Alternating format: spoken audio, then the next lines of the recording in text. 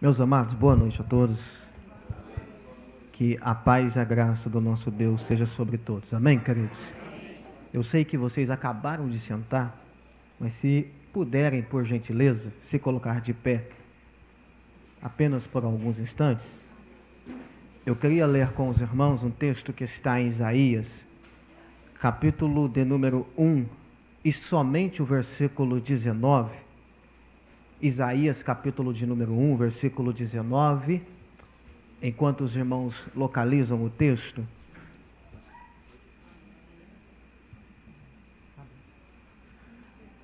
eu queria externar minha alegria em estar mais uma vez aqui nesta igreja, juntamente com os irmãos. É sempre uma grande alegria poder estar aqui cultuando a Deus juntamente convosco. Que Deus possa abençoar a vida de cada um dos irmãos. Nós sempre temos uma frase utilizada por alguns pastores e por algumas pessoas que dizem o seguinte: irmãos, não devemos nos preocupar com a quantidade, porque aquele que não veio é porque Deus não tinha uma palavra para ele. E isso não é verdade. Quem não vem, perde, porque Deus queria também falar com ele. Mas, não muito obstante a isso, nós estamos aqui e Deus vai falar aos nossos corações. Que Deus abençoe a vida do pastor Jonas, aos demais obreiros, pastores e liderança e todos que estão aqui para cultuar ao Senhor nosso Deus. Isaías capítulo 1, versículo 19, quem localizou o texto, diga amém. Amém. Diz assim: se quiserdes e obedecerdes, comereis o bem desta terra. Vou repetir: se quiserdes e obedecerdes, comereis o melhor ou o bem desta terra. Amém? Os irmãos, podeis tomar assento, por gentileza, queridos.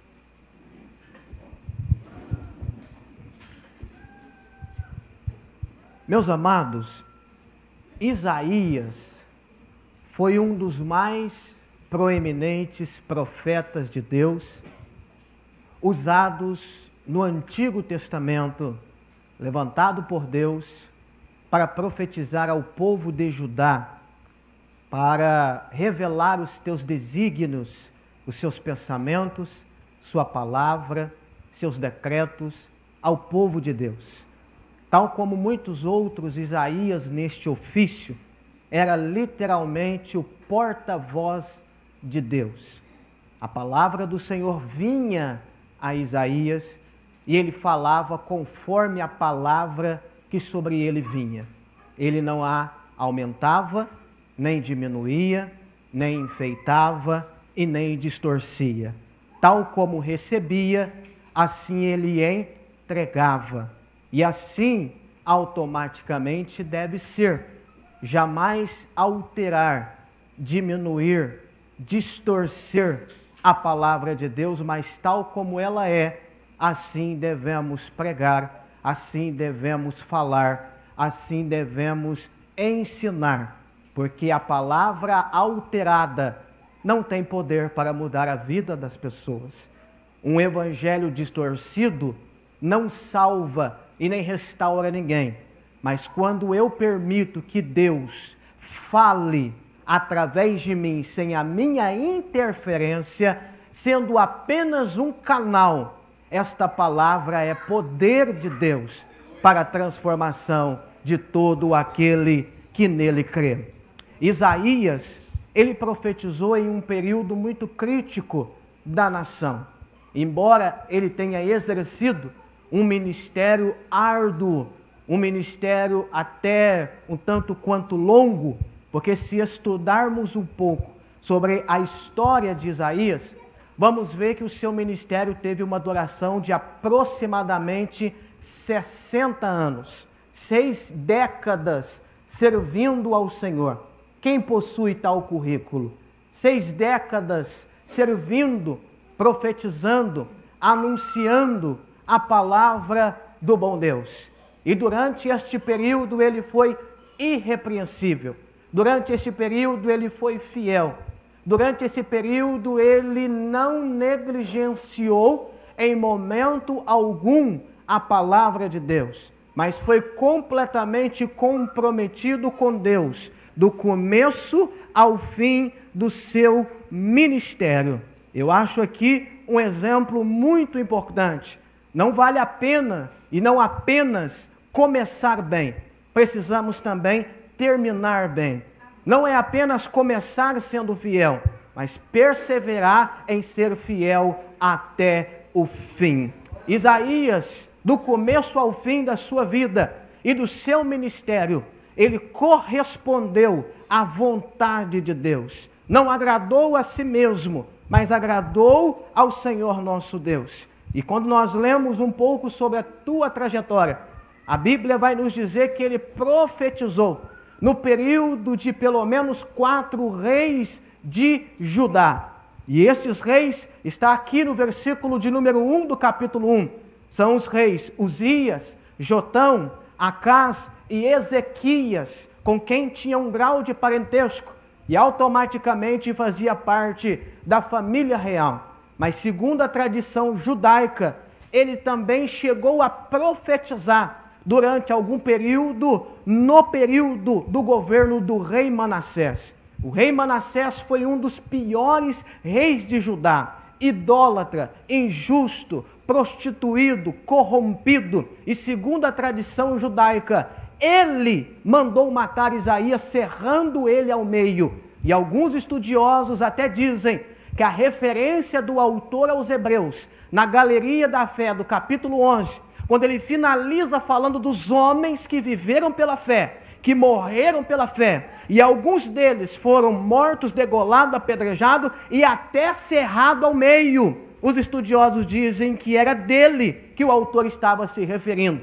Quando nós olhamos para a vida de Isaías, ele não apenas exerceu o seu ministério, mas sacrificou a sua própria vida.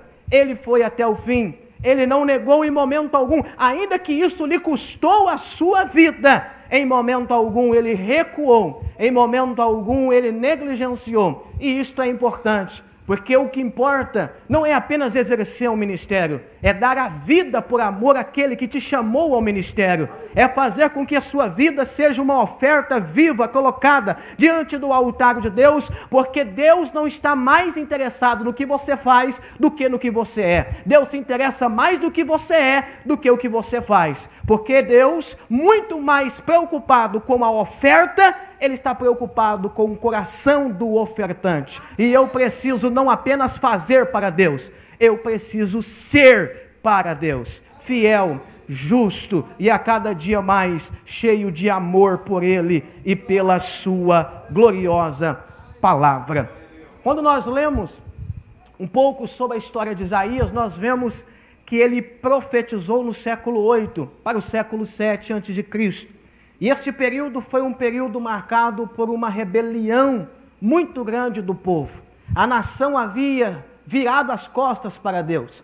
A nação havia se rebelado contra Deus. A nação havia substituído o Deus verdadeiro pelos deuses falsos. A nação havia se esquecido do Deus que havia libertado eles do cativeiro egípcio. O povo havia se esquecido do Deus que abriu milagrosamente o mar vermelho e os fez passar em pés enxutos. Eles se esqueceram que foi o Deus verdadeiro que engrandeceu eles como nação, que protegeu eles dos maiores e mais poderosos inimigos que os cercavam. Eles haviam se esquecido deste Deus e haviam agora, estando venerando, cultuando, adorando imagens de esculturas feitas pela mão do homem. A Bíblia nos diz no Salmo 115 que esses ídolos são mudos, são vãos, são inúteis, não têm poder para salvar. Eles até têm olhos, mas não podem ver. Eles têm boca, mas não podem falar. Têm ouvidos, mas não podem ouvir. Têm mãos, mas não podem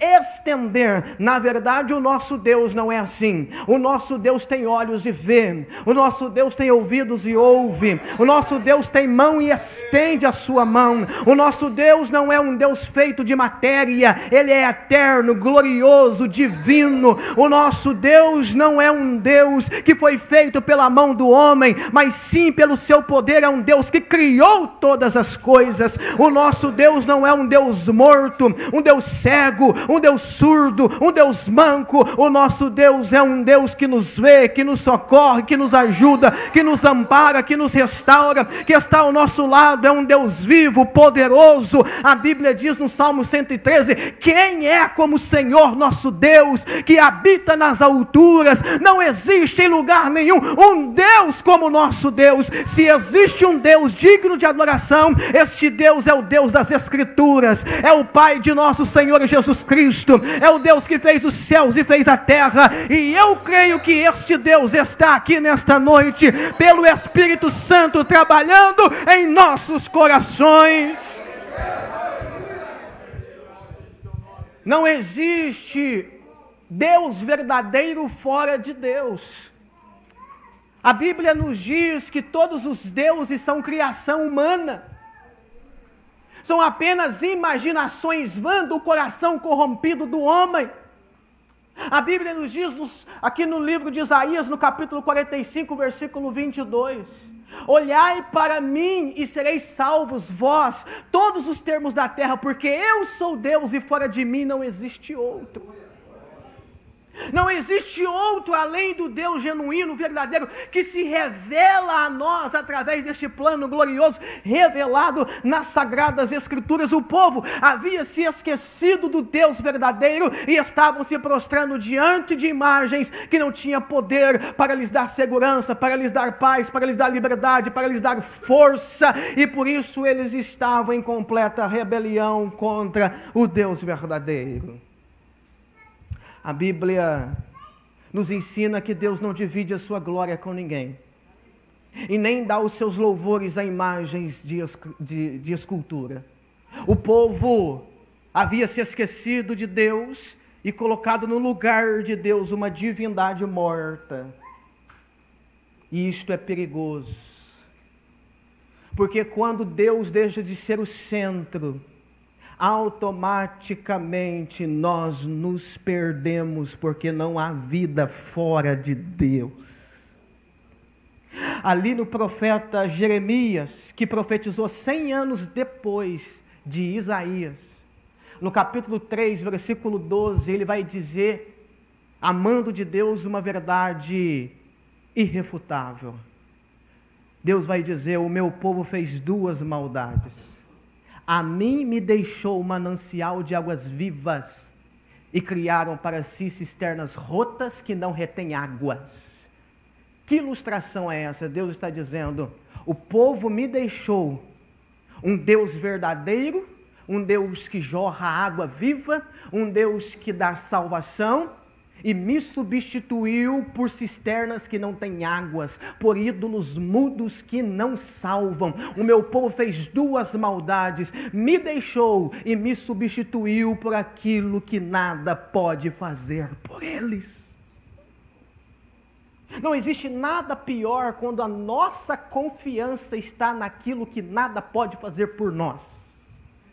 A pior coisa é quando o objeto da nossa fé está naquilo que não tem poder para gerar em nós aquilo que só Deus tem poder para gerar. Por isso, nesta noite, que os nossos corações venham recusar todas as cisternas rotas e venhamos entender que precisamos dos mananciais de águas vivas que jorram do trono do verdadeiro Deus.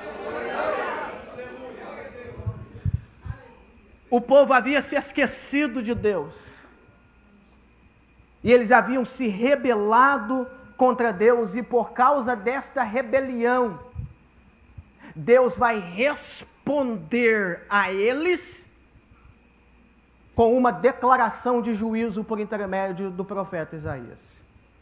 Por que Deus vai, aqui neste texto, responder a rebelião do povo com uma palavra de juízo? Porque é o que o povo precisava ouvir. A quem exortação, Deus exorta. A quem repreensão, Deus repreende. A quem consolo, Deus consola. Deus sempre fala comigo, levando em consideração a minha condição espiritual diante dele. Por que que Jesus não escreveu uma carta e disse: João, eu vou escrever uma carta, você manda para 7? Por quê? Porque cada uma tinha um diagnóstico diferente. Cada uma tinha uma anomalia diferente, cada uma tinha necessidade em áreas específicas, e ele vai escrever 7 cartas e trabalhar a necessidade de cada uma das igrejas, porque ele fala conosco, levando em consideração a minha condição, e ele vai responder ao que eu preciso e não ao que eu quero. Deus fala comigo aquilo que eu preciso ouvir. Deus trata na área que eu necessito ser tratado.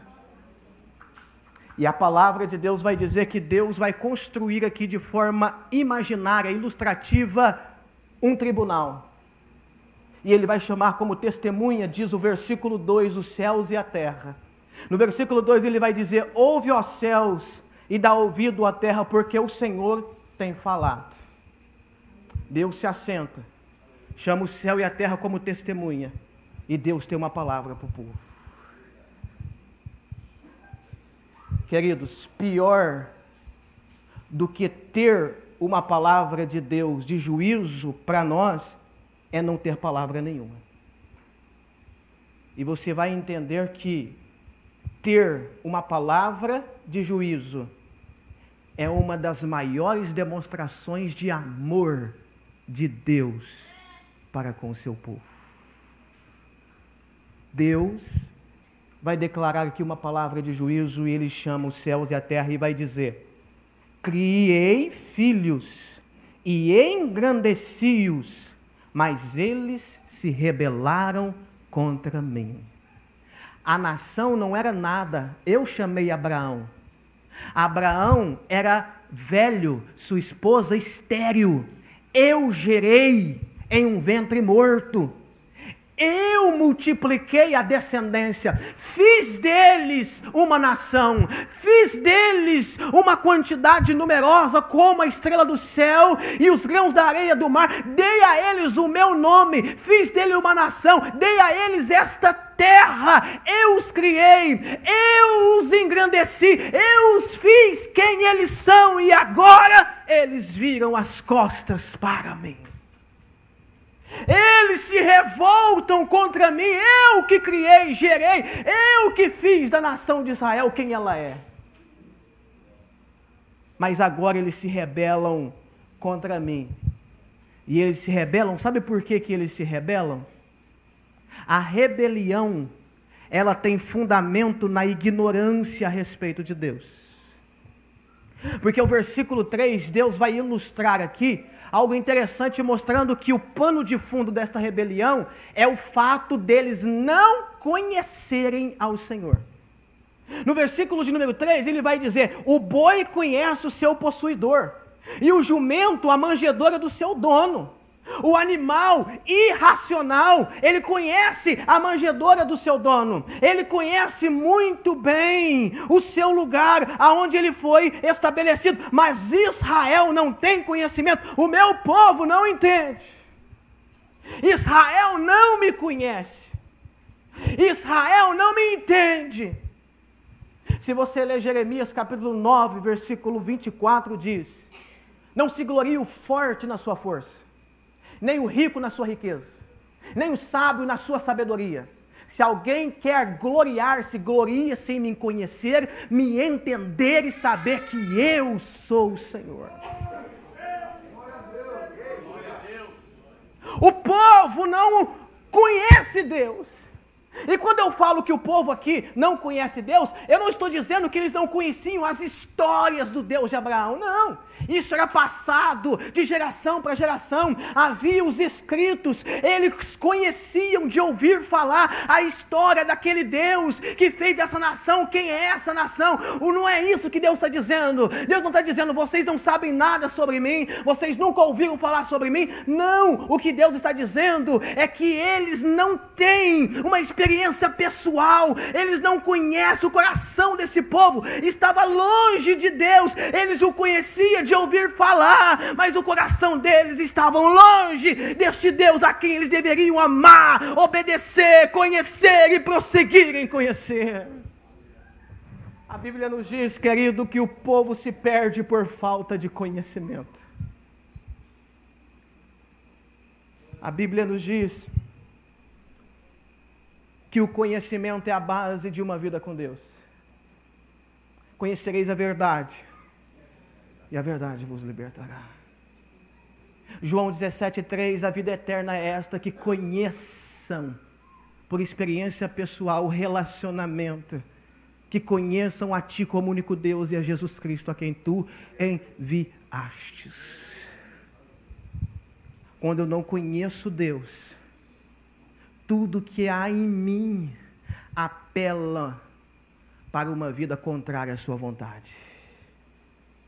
Mas quando o conhecimento de Deus entra dentro de mim, esse conhecimento muda e transforma a minha vida. Por isso que a maior meta do diabo, acredito eu, não seja nem afastar as pessoas da igreja, é afastar as pessoas do conhecimento de Deus, da verdade. Lá em 2 Coríntios 4,4, Paulo diz, o Deus desse século tem cegado o entendimento dos incrédulos, para que não lhes resplandeça a glória do Evangelho. Para que uma pessoa se perca, o diabo não precisa criar 10 portas de engano. Basta esconder a única porta do conhecimento verdadeiro de Deus, essa pessoa estará perdida, porque o conhecimento vai trazer ela a uma vida gloriosa e completamente restaurada na presença de Deus. O povo não conhecia Deus, o coração deste povo estava longe de Deus. Mas o que me intriga é que este povo continuava ainda celebrando os rituais, indo no templo. E nós vamos ver isso mais à frente. Jesus vai dizer isso para os fariseus lá em Marcos 7,6. Este povo me honra com os lábios, mas o coração deles está longe. Este povo até honrava a Deus nos atos exteriores religiosos, mas o coração deles está longe. Jesus disse que as ovelhas conhecem a sua voz. Você conhece Deus? Conhece só de ouvir falar ou por experiência pessoal? Quando Ele fala, arde em sua alma. Quando Ele fala, as suas atitudes mudam. Você consegue discernir quando é Ele e quando não é Ele que está falando com você. Você o conhece, não porque você ouve o testemunho de A, o testemunho de B, mas porque em Cristo você já acessou a sala do trono, você já está diante da sua glória, você já contemplou a formosura da tua face. Você não vive de experiência de A nem de B, mas você mesmo já entrou no Santo dos Santos e contemplou a Shekinah de Deus.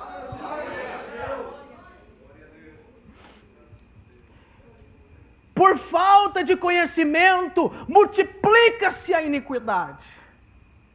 Esse povo não tinha um coração cheio de Deus, não conhecia Deus, e por causa disso o pecado entrou, enraizou e gerou muitos frutos, e Deus vai declarar a iniquidade desse povo no versículo 4, dizendo: ai da nação pecadora, povo carregado de iniquidade, descendência de malfeitores, filhos corruptores, deixaram ao Senhor, blasfemaram o Santo de Israel e voltaram para trás. Queridos, quando nós não procuramos assiduamente conhecer Deus e prosseguir em conhecê-lo, se nós formos negligentes nisso, seremos negligentes também em ser santos.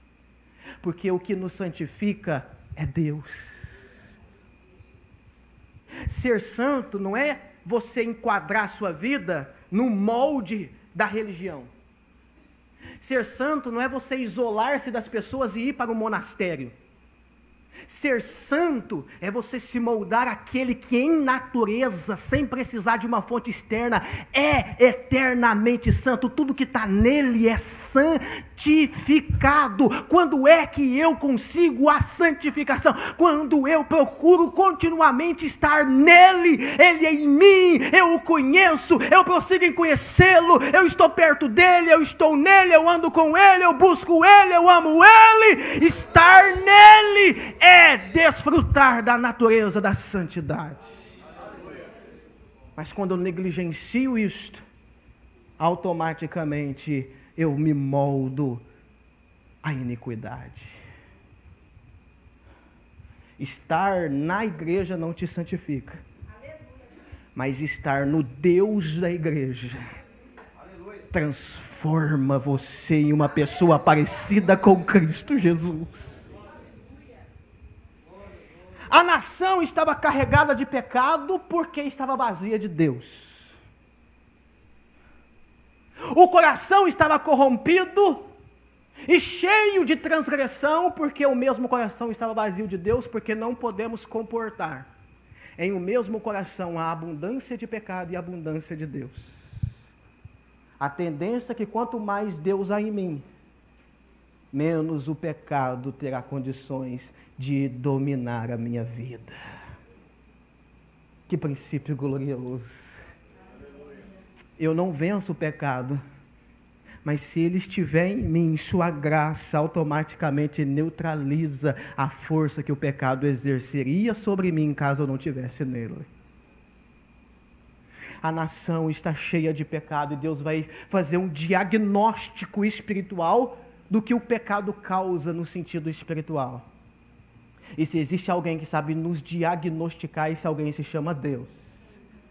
Se existe alguém que sabe olhar além das entrelinhas, além da superficialidade, além da aparência, esse alguém é Deus.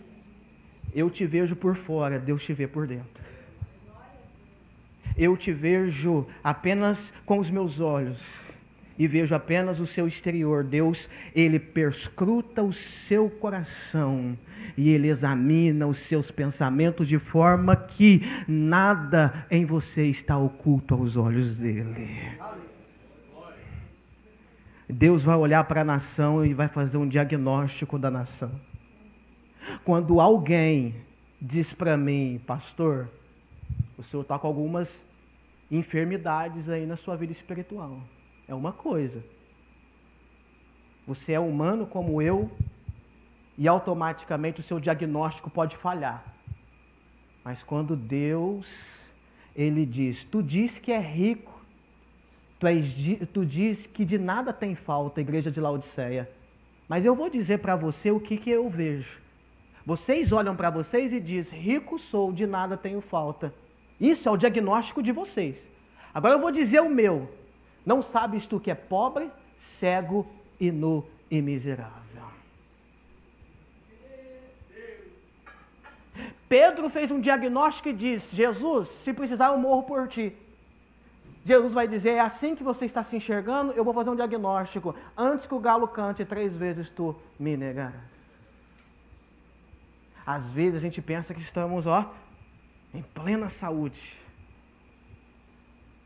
Às vezes a gente acha que estamos prontos para desbravar. Às vezes a gente faz como Pedro, convictos que morreria por Jesus. Nós precisamos permitir que o bom médico, ele nos examine. Qual o objetivo de um médico examinar? Ele vai examinar para detectar o problema e trazer a solução para o problema.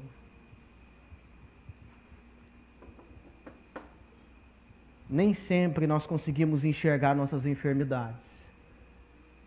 Mas todas as vezes que Deus abre os nossos olhos e nos faz enxergar nossas doenças, é porque Ele está começando a trabalhar em nós para também solucionar essa doença, sanar essa doença, curar essa doença e nos restaurar. E nós temos que deixar Ele fazer isso, porque Ele é médico dos médicos. Ele cura, Ele sara, Ele restaura, Ele levanta. Se eu permitir e entregar a minha vida a Ele, até mesmo as minhas anomalias, Ele me transformará e me levantará como um cristão poderoso, cheio de graça e de virtude, para viver aquilo que Ele tem para a minha vida.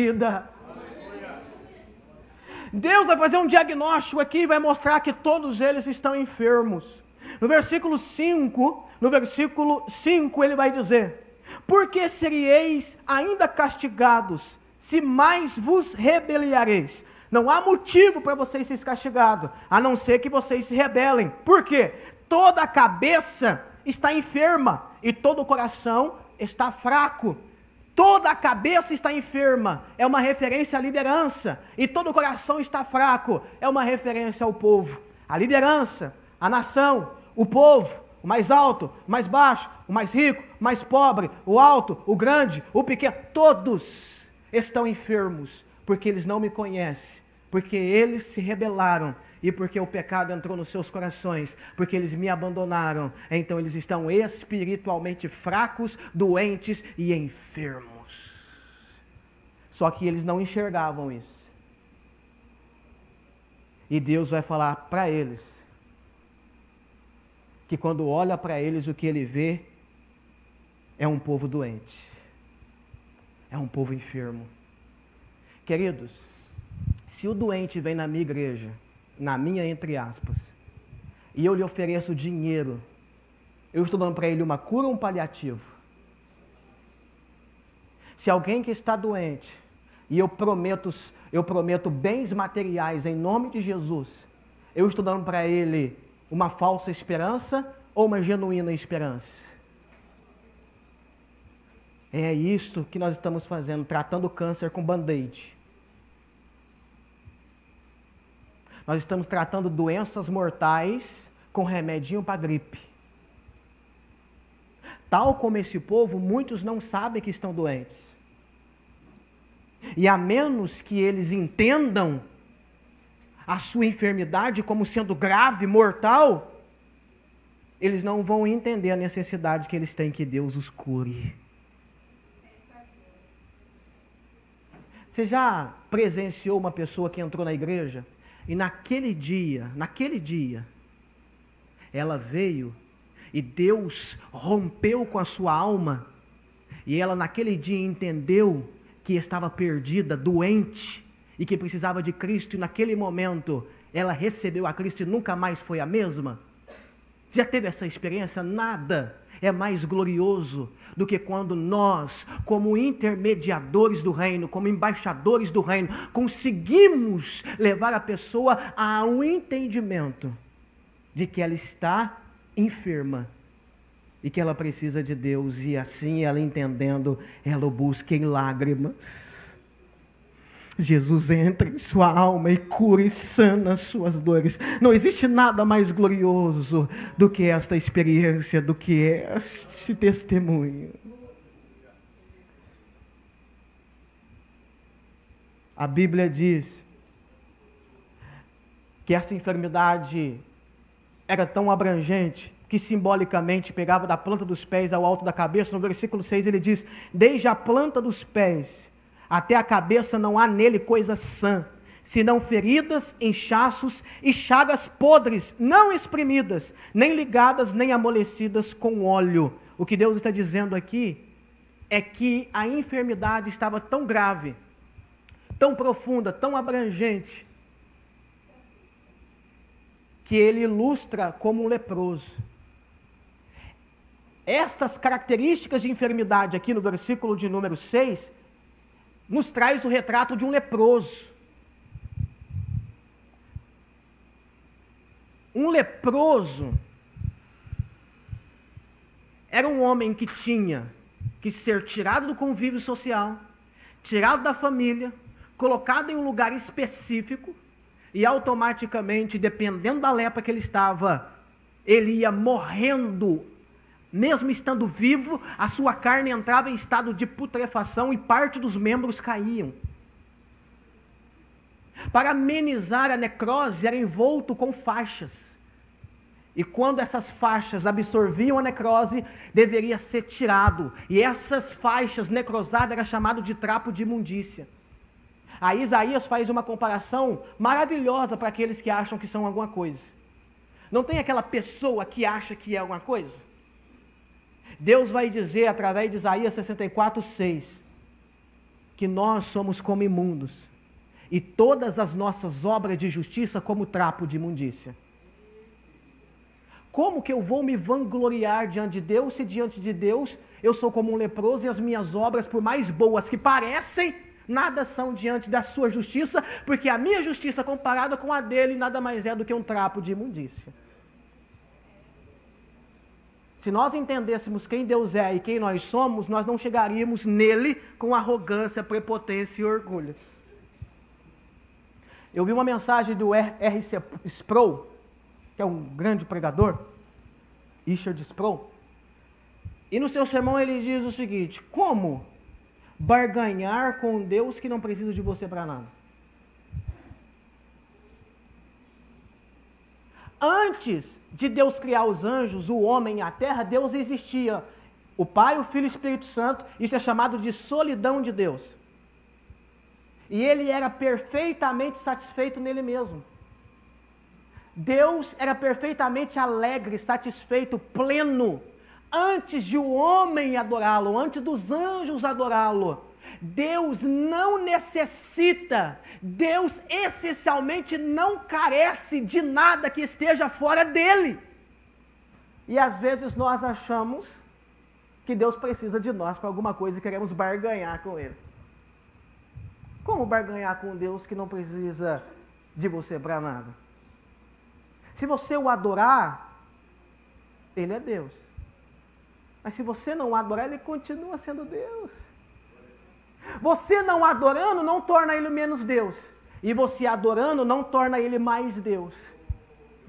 Antes de o homem existir, ele já era plenamente Deus e plenamente satisfeito nele mesmo. A Bíblia diz que o povo está como leproso.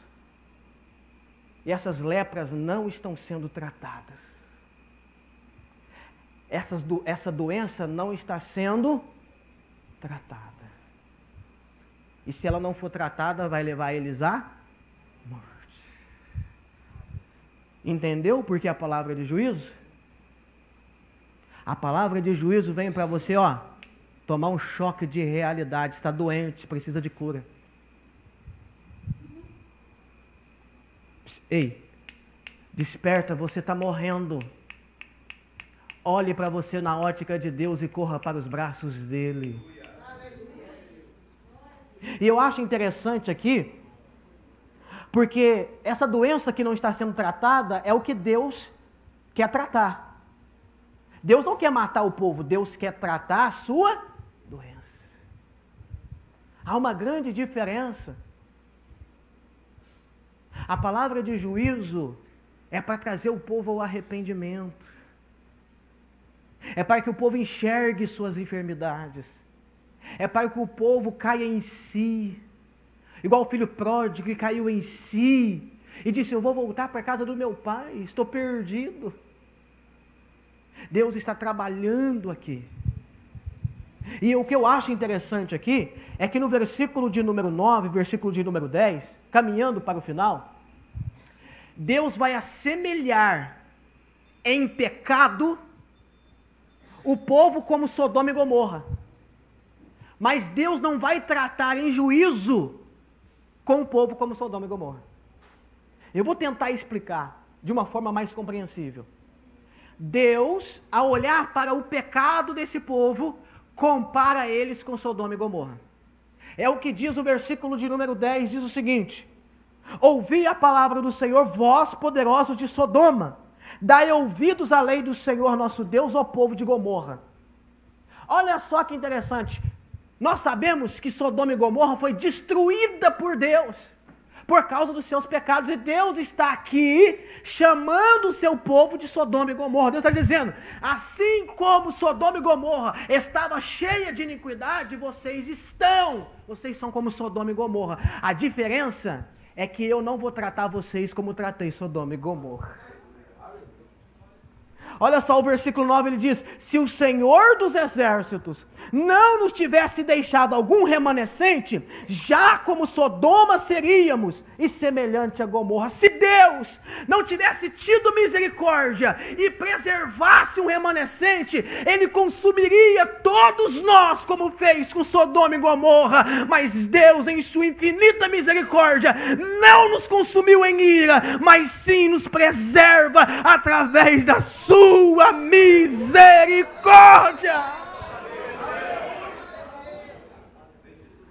Assim entendemos o que Jeremias quis dizer no seu livro, em Lamentações 3:22, as misericórdias do Senhor são a causa de nós não sermos consumidos.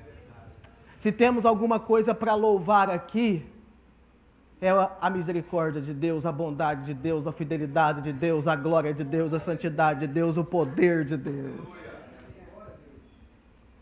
Deus vai dizer para eles o seguinte, olha, eu não estou contra o culto de vocês, eu estou contra a forma que vocês me cultuam. Porque a partir do versículo de número 11, isso aqui me estremece, pastores. Isso daqui me estremece. Porque o povo havia se enveredado pelo caminho da idolatria, pela desobediência.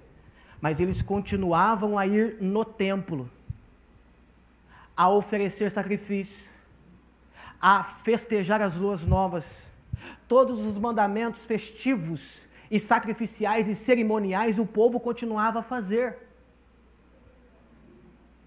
E Deus vai dizer para eles o seguinte, que esse tipo de culto, aonde eles, no seu coração está dividido entre ele e os ídolos, é um culto que não o agrada.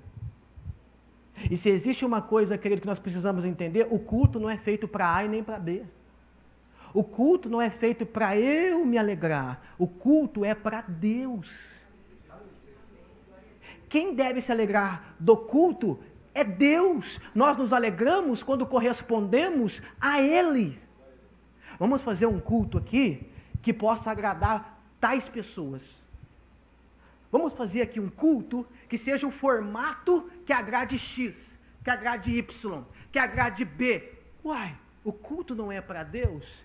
Não é a Ele que deve se honrar? O culto não deve homenageá-lo, louvá-lo, bendizê-lo. Então o que eu devo me preocupar? Façamos um culto que Deus se agrade em descer, em falar, em ouvir, em manifestar. Um culto onde Deus desce e diz, eu me agrado de vós. Eu acho, irmãos, que por causa do culto que não é feito para Deus, que nós estamos vendo tantos cultos mortos, tantos cultos sem poder. Os cultos estão tomando outros fundamentos. Uma vez eu fui num culto, e aquele culto não era para Deus. Aquele culto era um culto à personalidade. Um famoso, mas muito famoso cantor foi lá. E enquanto ele cantava, as pessoas estavam na frente com o celular ligado, apontando para a celebridade, tirando foto, filmando. E eu me pergunto, quem era o centro daquele culto? Quem era o objeto de adoração? Quem era a pessoa mais importante ali? Quantos não foram só por causa dele? E quantos, na verdade, respeitavam mais a pessoa dele do que a pessoa de Deus? O culto é para Deus, irmão. Quem vai estar no culto hoje? Quem é que vai pregar hoje? Quem é que vai cantar hoje? Quem está escalado lá hoje? Jesus diz, onde tiver 2 ou 3 em meu nome, Aleluia, eu sinto a presença de Deus. Aonde houver 2 ou 3 em meu nome, aleluia, eu estou ali no meio deles.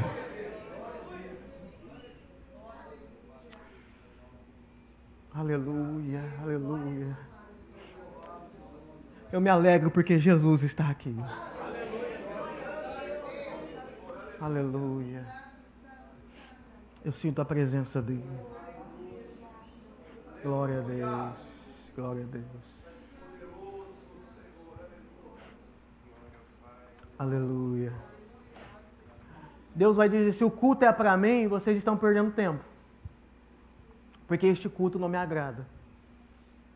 Deus vai dizer no versículo 11, de que me serve a multidão de vossos sacrifícios? Eu já estou farto dos holocaustos de carneiro, da gordura de animais, nem me agrado de sangue de bezerros, nem de cordeiro, nem de bodes. De que me serve a multidão de sacrifícios? Para quê? Não tem utilidade nenhuma para mim essas ofertas que vocês trazem no meu altar. Porventura Deus tem mais prazer em sacrifício do que em que se obedeça a tua palavra?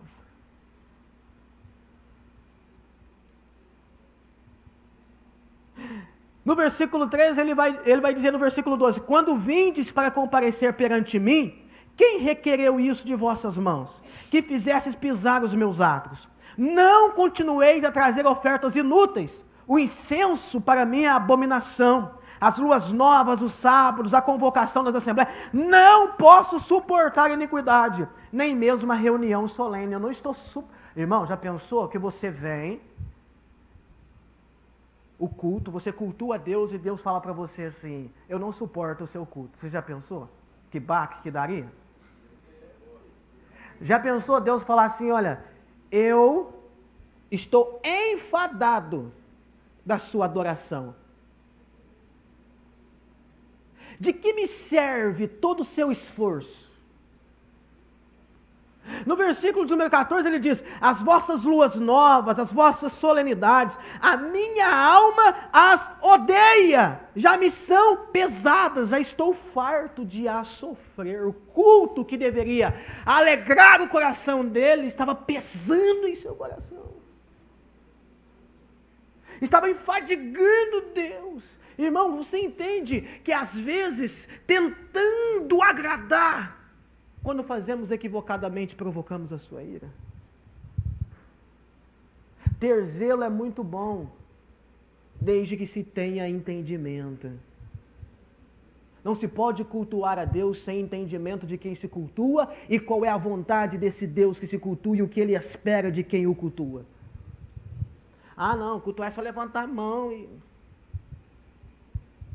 levantamos a mão lá e tal, que negócio todo. Não. Vamos honrá-lo em espírito e em verdade. Adorá-lo segundo a beleza da sua santidade. Prestar a ele um culto bíblico, com um coração fervoroso, segundo a sua palavra, segundo a sua vontade. A Bíblia diz que Deus odiava o culto deles. Você já pensou, irmãos? Deus diz no versículo 15, quando vocês estendem a mão para orar, eu escondo de vocês os meus olhos.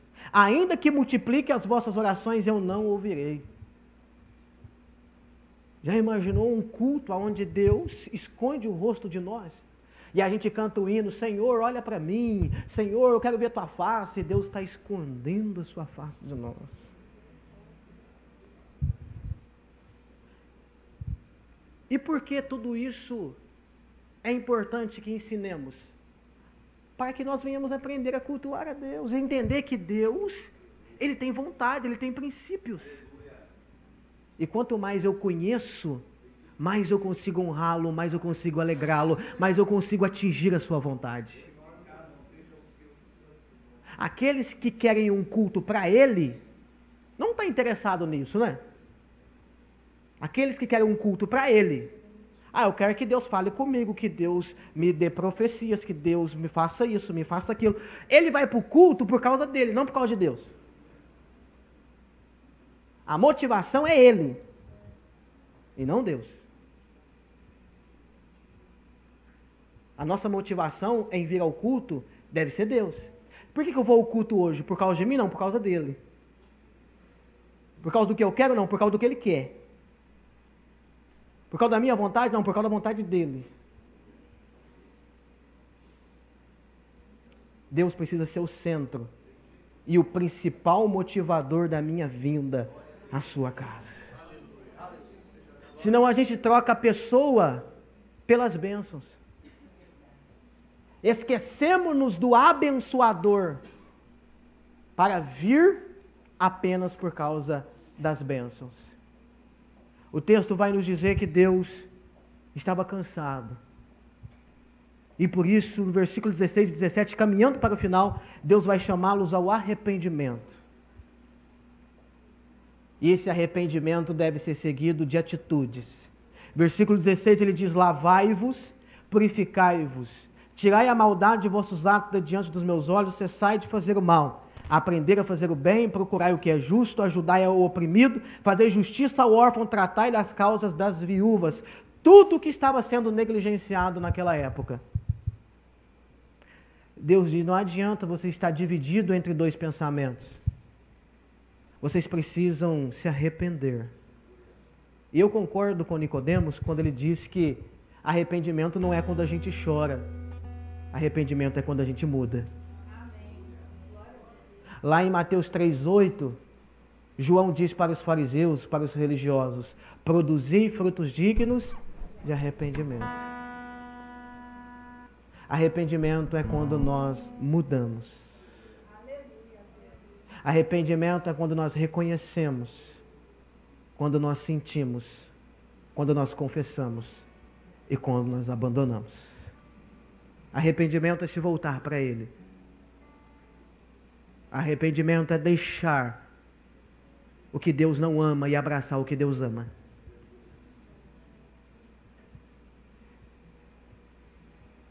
Eu ouvi uma frase de um amigo. Não tem aquele amigo que você conversa com ele 10 minutos e esses 10 minutos te faz entender: eu preciso orar mais, buscar mais, eu preciso mais de Deus. Que é uma pessoa cheia de Deus, piedosa. É esse amigo. Ele disse uma frase para mim, que ele falou dele, mas eu peguei aquilo para mim. Ele disse para mim, disse: pastor Helder, existem coisas que eu amo e que Deus odeia. Existem coisas que eu odeio e que Deus ama.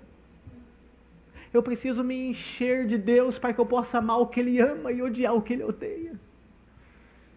E eu peguei aquilo para mim e disse: Helder, eu estou falando comigo mesmo, existem coisas que você ama e que Deus odeia. E existem coisas que Deus odeia e que você ama.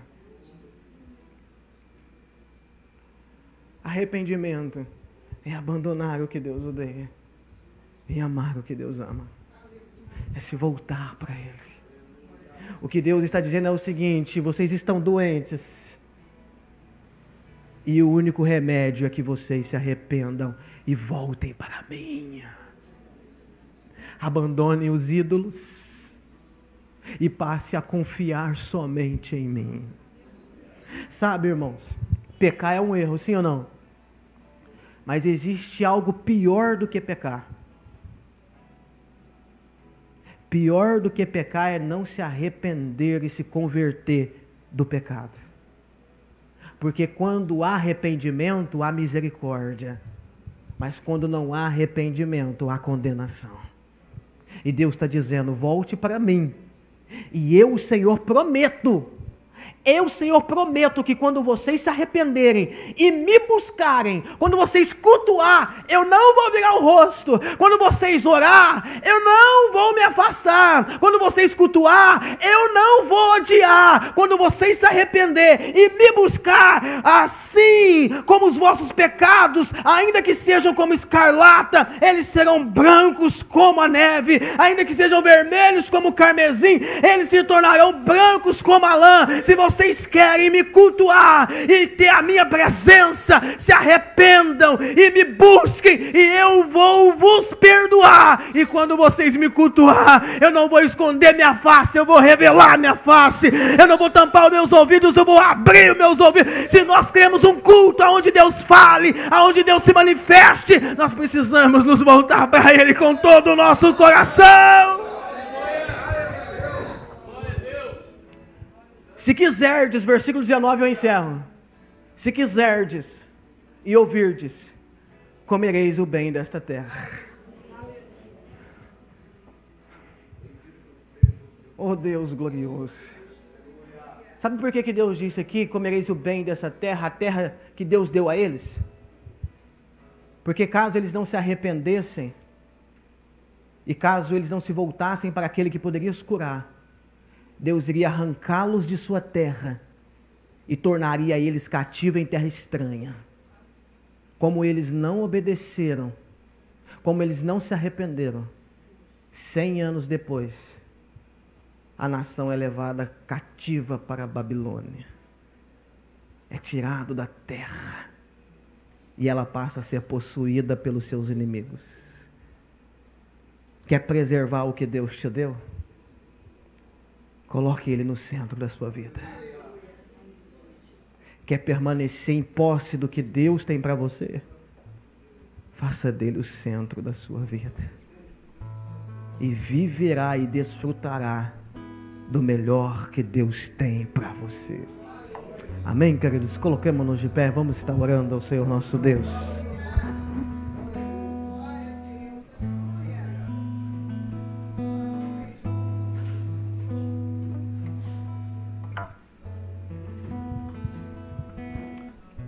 Amado Deus, eu sinto a Tua presença, Senhor.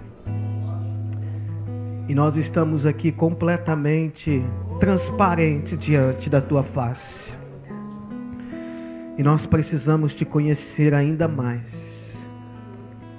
Nós precisamos entender e saber mais sobre o Senhor. Nós precisamos que o Senhor nos veja, Senhor, e possa trabalhar em nossos corações, em nossas vidas, para que tudo que nós fizermos, meu Pai, possa refletir na sua glória, a fim de que o Senhor se manifeste a nós, ao invés de se esconder de nós, para que o Senhor revele em nós a sua glória, ao invés de se afastar de nós.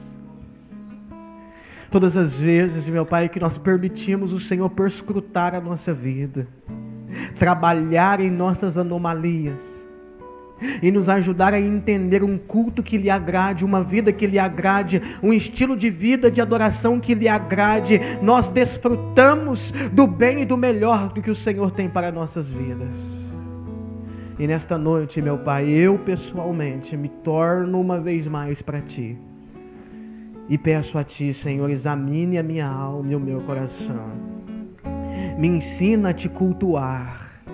Me ensina a Te adorar. Me ensina a me arrepender e me voltar para o Senhor todas as vezes que for necessário. Para que, ó Deus, eu possa ter sempre a Tua presença ao invés de ter a Tua distância. Ó Deus, mostra-nos a Tua glória e ajuda-nos a desfrutar do melhor que o Senhor tem para nós. Pois nesta noite nós queremos, nós obedecemos para comer e viver o melhor do Senhor nas nossas vidas. Abençoa o Teu povo, a Tua igreja, em o nome de Jesus. Amém. Deus vos abençoe, queridos. Aleluia. Vamos orar mais um pouco para a gente encerrar, queridos. Pode colocar a mão no seu coração. Deus, nós queremos que o Senhor faça com que esta palavra frutifique no nosso coração, Senhor. O que mais nós estamos buscando nos últimos meses é uma vida de arrependimento, é uma vida de quebrantamento, é uma vida de conserto, de acerto na nossa história, para que possamos buscar mais o Senhor e sermos visitados pelo Senhor. Deus, nós queremos comer o melhor desta terra. Nós queremos desfrutar o melhor desta terra. E não há nada melhor nessa terra, não há nada mais valoroso nesta terra, não há nada que tenha valor se o Senhor não estiver presente, Senhor. Nós te pedimos, ó Deus, sonda-nos, sonda o nosso coração, leva-nos para o caminho do arrependimento, leva-nos para o caminho da mudança de vida, leva-nos para enxergarmos, Senhor, onde estão os nossos trapos de imundície, para que possamos arrancar da nossa vida. Que o Senhor nos abençoe e nos guarde, que o Senhor faça resplandecer o seu rosto sobre nós, que o Senhor sobre nós levante a sua face e nos dê a paz, no nome de Jesus. Amém e amém.